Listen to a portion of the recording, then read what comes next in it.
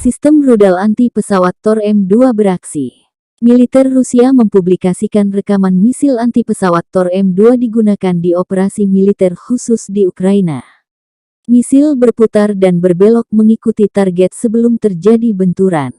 Pengelompokan pertahanan udara memantau dan menembak jatuh apapun yang menimbulkan ancaman bagi pasukan dan warga sipil kami, pesawat musuh, helikopter, drone, dan rudal jelajah. Demikian keterangan resmi video yang diunggah militer Rusia dikutip Tribun Timur Kamis tanggal 9 Juni.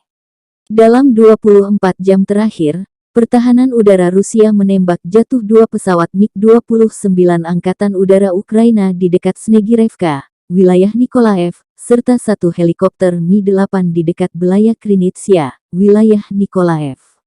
Secara total 192 jet tempur Ukraina, Ki-30 helikopter dan 1.150 drone, 335 misil anti-pesawat Ukraina dilumpuhkan selama operasi, kata Igor Konasenkov juru bicara militer Rusia.